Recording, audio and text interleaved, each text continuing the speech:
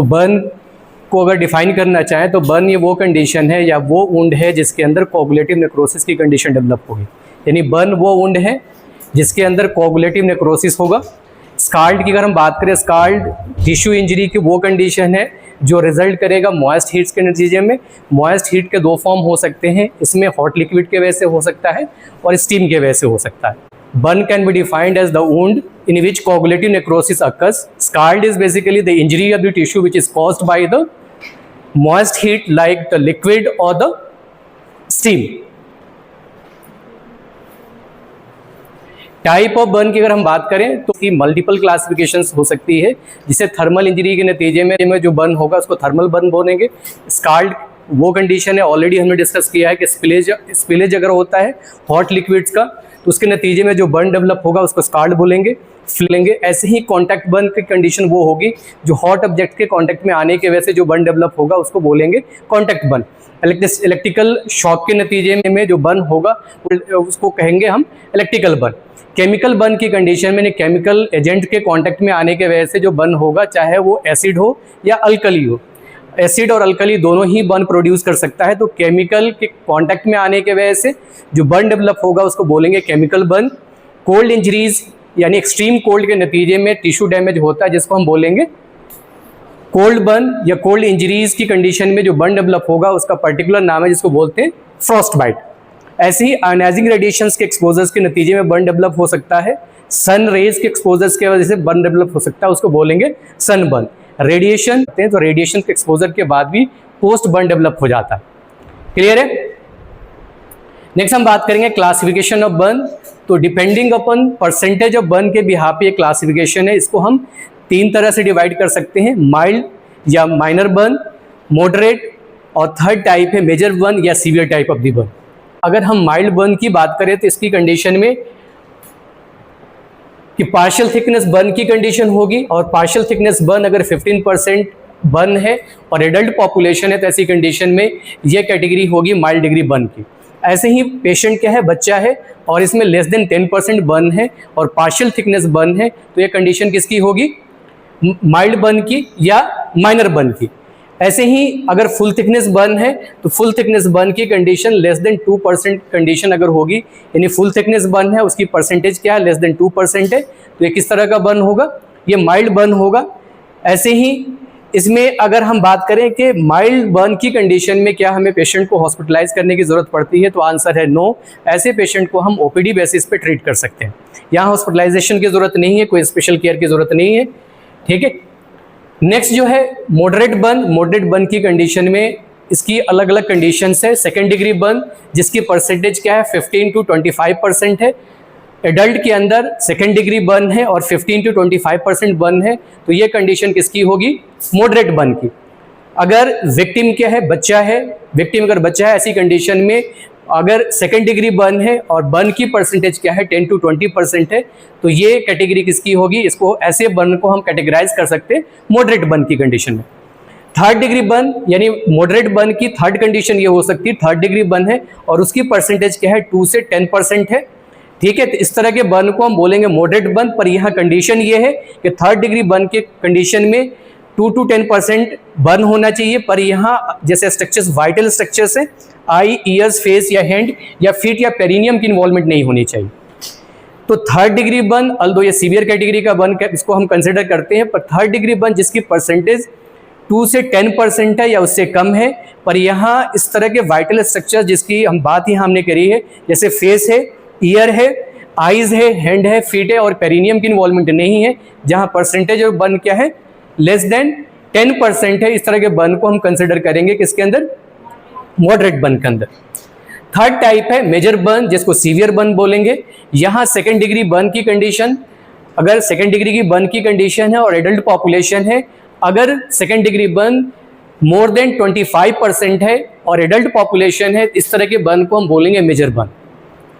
Second condition हो सकती है कि विक्टिम क्या है, बच्चा है, उसमें सेकेंड डिग्री बर्न है और बर्न की परसेंटेज क्या है, मोर देन 20% है, इस तरह के बर्न को हम कंसिडर करेंगे मेजर बर्न के अंदर या सीवियर बर्न के अंदर। ऐसे ही एक और कंडीशन हो सकती है कि थर्ड डिग्री बर्न है और बर्न की परसेंटेज क्या है, मोर देन 10% है, इसको हम कंसिडर करेंगे किसके अंदर, मेजर बर्न के अंदर, अगर जो वाइटल स्ट्रक्चर्स है, जैसे आई की इन्वॉल्वमेंट हो रही है, ईयर की इन्वॉल्वमेंट हो रही है, फीट की इन्वॉल्वमेंट है, हैंड की इन्वॉल्वमेंट है, पेरिनियम इन्वॉल्व हो रहा है, तो थर्ड डिग्री बर्न जिसकी परसेंटेज मोर देन 10% है, उसके साथ साथ इन स्ट्रक्चर्स की अगर इन्वॉल्वमेंट होगी, इस तरह के बर्न को बोलेंगे मेजर बर्न या सीवियर बर्न। ऐसे ही इलेक्ट्रिकल एनर्जी के नतीजे में, इलेक्ट्रिकल करंट के नतीजे में जो बर्न डेवलप होगा उसको भी हम कंसिडर करेंगे मेजर बर्न के अंदर, या इनहेलेशनल एनर्जी जैसे स्मोक के नतीजे में, या ऐसा वो बर्न की कंडीशन जिसमें किसी क्लोज कंपार्टमेंट के अंदर विक्टिम है, गैस इनहेल करेगा, इस तरह की कंडीशंस क्या होगी, ये कैटेगराइज होगी सीवियर बर्न के अंदर। क्यों करेंगे, यहाँ कुछ इनहेलेशनल गैसेस होंगे जैसे कार्बन मोनोऑक्साइड है, वो पॉइजनिंग या वो पेशेंट की कंडीशंस को इंटॉक्सिकेट कर सकता है। तो ऐसी कंडीशन में जो पेशेंट सफरर होगा, अल्दो उसमें बर्न की परसेंटेज कम हो सकती है, पर इनहेलेशन की वजह से गैसेस जो टॉक्सिक गैसेस हो सकते हैं उनके इनहेलेशन की वजह से जो बर्न की सीवियरिटी हम कैटेगराइज करेंगे सीवियर बर्न में। ठीक है, ऐसे ही अगर फ्रैक्चर के साथ बर्न है तो इस बर्न को हम कंसिडर करेंगे सीवियर बर्न के अंदर। कोई मैकेनिकल इंजरी है उसके नतीजे में और उसके साथ साथ बर्न प्रेजेंट है, इस तरह के बर्न को हम कैटेगराइज करेंगे मेजर बर्न के अंदर। डिग्रीज ऑफ बर्न की अगर हम बात करें तो इसको हम ऑन द बेसिस ऑफ किस डेप्थ तक बर्न की कंडीशन डेवलप हो रही है या स्किन की कौन से स्ट्रक्चर्स की इन्वॉल्वमेंट हो रही है, इसके बिहार पे एक क्लासिफिकेशन है। इसके अकॉर्डिंग हम बर्न को कैटेगराइज कर सकते हैं फर्स्ट डिग्री बर्न के अंदर, सेकंड डिग्री बर्न के अंदर और थर्ड डिग्री बर्न के अंदर। तो फर्स्ट डिग्री बर्न की अगर खास पहचान की हम बात करें तो यहाँ एपिडर्मिस की इन्वॉल्वमेंट होगी और एपिडर्मिस अपीयर होगा, रेड अपीयर होगा, पेनफुल होगा, यहाँ ब्लिस्टर्स की फॉर्मेशन नहीं होगी। इस तरह के बर्न जिसकी हम बात करें फर्स्ट डिग्री बर्न की हीलिंग जो हो जाती है 5 to 7 डेज के अंदर हो जाती है, स्कारिंग नहीं होगा। यहाँ कैपिलरी फीलिंग होती है, कैपिलरी फीलिंग होगी, यानी अगर आप इसको प्रेस करोगे, प्रेस करने के बाद बेसिकली वहाँ ब्लेंचिंग डेवलप हो सकती है, तो इसके बिहाफ पे आप आइडेंटिफाई कर सकते हैं कि फर्स्ट डिग्री बर्न है। तो फर्स्ट डिग्री बर्न की कंडीशन में और सेकेंड डिग्री बर्न की कंडीशन में फर्क इतना है कि यहाँ ब्लिस्टर डेवलप नहीं होता और सेकेंड डिग्री बर्न की कंडीशन में ब्लिस्टर डेवलप होता है। ये फर्स्ट डिग्री बर्न की कंडीशन है। सेकेंड डिग्री बर्न की हम बात करें तो जो अफेक्टेड पार्ट होगा वो मोटेल्ड होगा, रेड होगा, पेनफुल होगा और ब्लिस्टर प्रेजेंट होगा। अगर सेकेंड डिग्री बर्न की हीलिंग की बात करें तो यहाँ हीलिंग में compare to first degree burn यहाँ टाइम ज़्यादा लगता है, 14 डेज से लेकर 21 डेज का टाइम लग सकता है। ठीक है, यहाँ अगर हम बात करेंगे स्कारिंग डेवलप होती है तो फर्स्ट डिग्री बर्न के अंदर कोई स्कार डेवलप नहीं होता, जबकि सेकेंड डिग्री बर्न के अंदर हीलिंग जो होगी, हीलिंग के बाद वहाँ स्कार फॉर्मेशन हो सकता है या पिगमेंटेशन डेवलप हो सकता है। अगर सुपरफिशियल डीप बर्न है तो स्कार डेवलप होगा, अगर सुपरफिशियल बर्न है तो वहाँ सिर्फ हाइपो पिगमेंटेशन या हाइपर पिगमेंटेशन होगा, यानी हीलिंग जो होगी, हीलिंग के बाद वहाँ स्कार किस फॉर्म में दिख सकता है। अगर डीप बर्न है तो वहाँ स्कार प्रेजेंट होगा, अगर सुपरफिशियल बर्न है, सेकेंड डिग्री बर्न है तो वहां सिर्फ पिगमेंटेशन दिखाई देगा। ये सेकेंड डिग्री बर्न है। थर्ड डिग्री बर्न की बात करें तो यह अफेक्टेड पार्ट जो होगा चार्ड होगा, पर्कमेंट लाइक होगा, पेनलेस होगा, इनसेंसिटिव होगा और यहाँ थ्रोम्बोसिस ऑफ सुपरफिशियल वेन की पॉसिबिलिटी बढ़ जाती है। तो अगर हम बात करें कि अगर जितने भी बर्न की कंडीशन हमने डिस्कस करी है अब तक, उनमें अगर पेनलेस बर्न की अगर हम बात करें तो थर्ड डिग्री बर्न जो होगा वो पेनलेस कंडीशन होगी। पेनलेस कंडीशन इस वजह से होगी, नर्व डैमेज होता है, नर्व डैमेज होने की वजह से यहाँ अल्दो बर्न की कंडीशन है, ऊंड डेवलप होगा पर पेशेंट को पेन की सेंसेशन नहीं होगी। ऐसी कंडीशन में हमें जो मैनेजमेंट जो हमारा होगा वहाँ ग्राफ्टिंग की जरूरत पड़ सकती है। जो चार्ड पार्ट है या डीनेचर्ड पार्ट है या इनसेंसिटिव पार्ट है उसको हमें या डिलिबरेटली हमें उसको डिब्राइड करना पड़ेगा, उसको एक्सरसाइज करना पड़ेगा। उसके बाद हम ऊंड को हेल्दी ऊंड में कन्वर्ट करेंगे। तो अगर हेल्दी ऊंड में कन्वर्ट हो जाता है तो सर्जन या जो फिजिशियन है उसकी प्रेफरेंस है कि वो ग्राफ्ट करना चाह रहे हैं तो ग्राफ्ट कर सकता है, अदरवाइज सेकेंडरी हीलिंग हो सकती है। कॉन्ट्रैक्टेड फुल थिकनेस अगर बर्न है, ऐसी कंडीशन में इशार फॉर्मेशन होगा। इशार खास तौर से अगर चेस्ट एरिया के अंदर डेवलप हो रहा है, सर्कमफ्रेंशियल अगर हो रहा है तो ऐसी कंडीशन में ब्रीदिंग डिफिकल्टीज हो सकती है।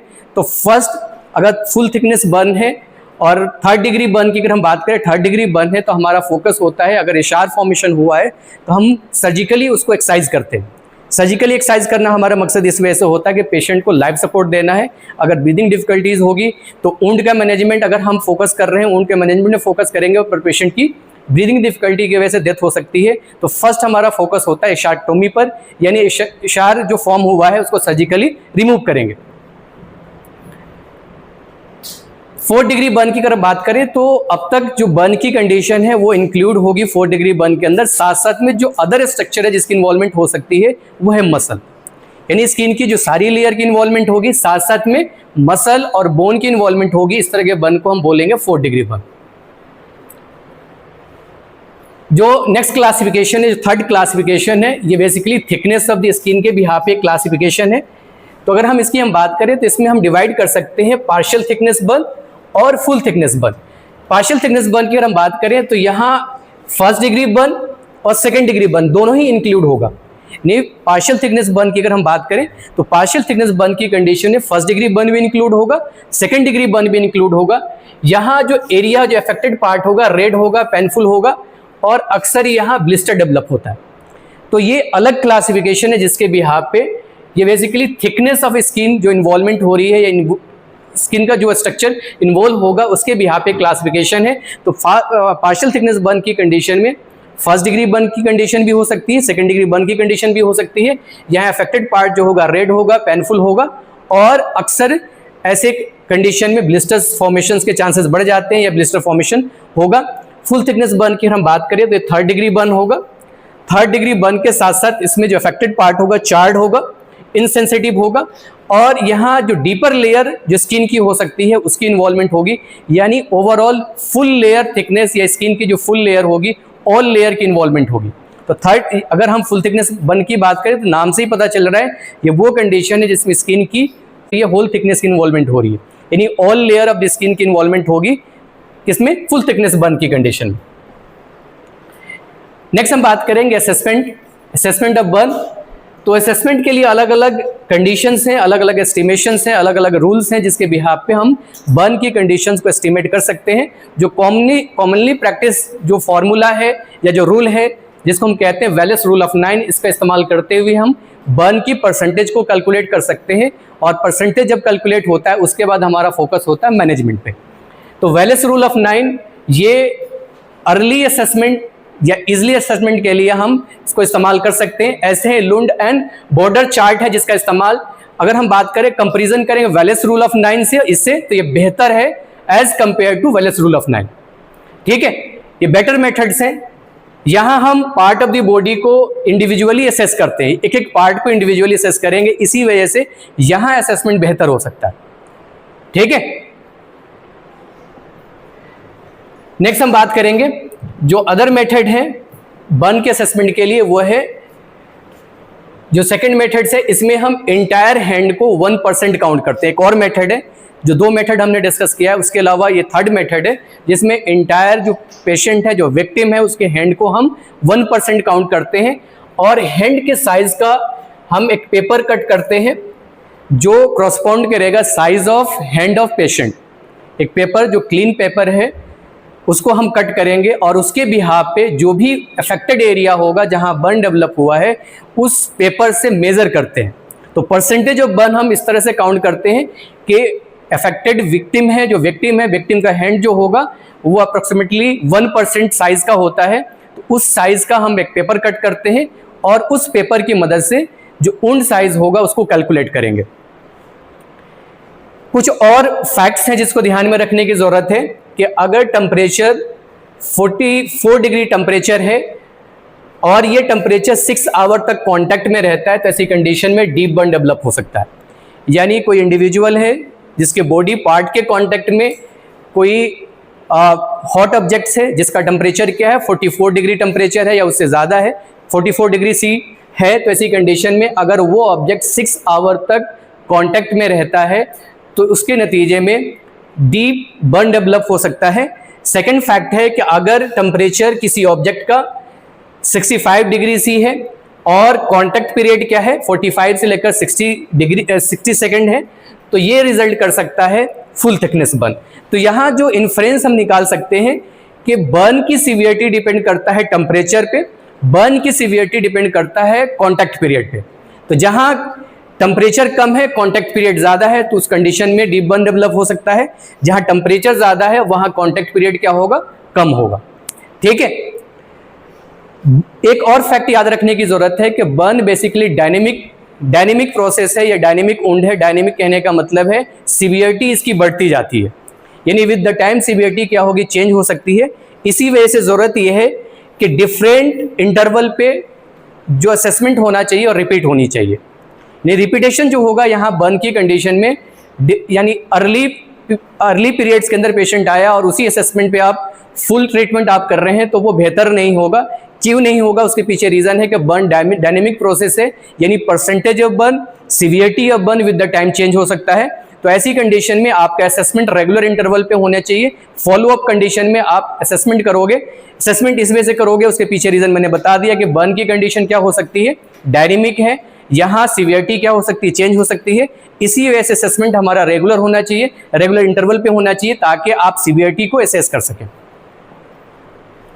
रूल ऑफ 9 को हम डिस्कस करेंगे। तो रूल ऑफ 9 या वेलेस रूल ऑफ 9 को हम डिफरेंट एज ग्रुप के अकॉर्डिंग इसको डिस्कस कर सकते हैं। तो फर्स्ट हम डिस्कस करेंगे विक्टिम अगर एडल्ट है तो इसमें हम परसेंटेज ऑफ बर्न कैसे कैलकुलेट करेंगे। ये बेसिकली रफ एस्टिमेशन है।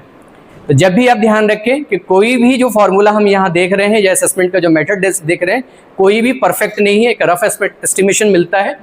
तो अगर वेलेस रूल ऑफ 9 की बात करें और पेशेंट क्या है, एडल्ट है, हेड एंड नेक को हम, अगर head and neck fully burned है तो ऐसी कंडीशन में हम परसेंटेज देंगे 9%, यानी विक्टिम का हेड भी बर्न हुआ है और नेक भी बर्न हुआ है, तो ऐसी कंडीशन में परसेंटेज ऑफ बर्न क्या होगी, 9%। अगर फ्रंट ऑफ द चेस्ट और एब्डोमेन दोनों बर्न हुआ है तो ईच को हम 9% देते हैं, यानी chest, front of the chest and abdomen each को हम 9% देते हैं। तो दोनों को कलेक्टिवली 9 मल्टीप्लाइड बाई 2 यानी 80% होगा, यानी फ्रंट पार्ट जो ट्रंक का होगा 18% होगा, बैक पोर्शन ट्रंक का होगा 18% होगा, लोअर लिम्ब यानी ईच लिम्ब 18% है, यानी कंपेयर दोनों को अगर हम एक साथ कैलकुलेट करें 36%, अपर लिम्ब 18% है और पेरिनियम 1% है। तो होल परसेंटेज अगर इस तरह से किसी विक्टिम का बर्न हुआ है तो उसके बिहाफ पे हम percentage of the burn calculate कर सकते हैं। अगर सिर्फ अपर लिम्ब की इन्वॉल्वमेंट है तो 18% है, बायलेटरल लोअर लिम्ब की इन्वॉल्वमेंट है तो 36% है, हेड एंड नेक बर्न है तो 9% है, front of the chest and abdomen है तो 18% है, chest of back of the chest and abdomen अगर बर्न्ड है तो 18%। इस तरह से हम कैलकुलेट करते हैं बर्न की परसेंटेज को वेलेस रूल ऑफ 9 के बिहाफ पे। तो इन्फेंट की कंडीशन में हेड एंड नेक की इन्वॉल्वमेंट हो रही है 20% होगा, front of the chest and abdomen अगर होगा तो 20% होगा, back of the chest and abdomen अगर है तो 20% है, upper limb 20%, lower limb upper limb 20%, ऐसे ही लोअर लिम्ब 20%। पेरिनियम यहाँ कैलकुलेट नहीं करते। ये जो कैलकुलेशन है ये बेसिकली बच्चों के लिए है। तो हेड एंड नेक यहाँ 18% होगा, front of the chest and abdomen 18% होगा, back of the chest and abdomen 18%, lower limb की परसेंटेज यहाँ चेंज हो रही है। तो यहाँ ध्यान रखें कि एडल्ट के कंपैरिजन में बच्चों में अगर हम वेलेस रूल ऑफ 9 का इस्तेमाल करते हैं तो 2 पैरामीटर है जो चेंज होता है। First one is head and neck circumference. इसके अलावा जो सेकंड फैक्टर है, जो सेकंड पैरामीटर है जो चेंज हो रहा है वो है लोअर लिम्ब बर्न परसेंटेज। तो लोअर लिम्ब की इन्वॉल्वमेंट हो रही है, बायलेटरल लोअर लिम्ब की इन्वॉल्वमेंट हो रही है तो टोटल परसेंटेज होगा 27%, अपर लिम्ब की इन्वॉल्वमेंट हो रही है तो 18% है, पेरिनियम 1% कैलकुलेट करते हैं। तो इसके बिहाफ पे वेलेस रूल ऑफ 9 के बिहाफ पे हम एडल्ट पॉपुलेशंस के अंदर बर्न परसेंटेज कैलकुलेट कर सकते हैं, असेसमेंट कर सकते हैं, ऐसे ही इन्फेंट्स के अंदर कर सकते हैं और ऐसे ही बच्चों में कर सकते हैं। क्लास यहीं तक, नेक्स्ट क्लास में कुछ और डिस्कस करेंगे।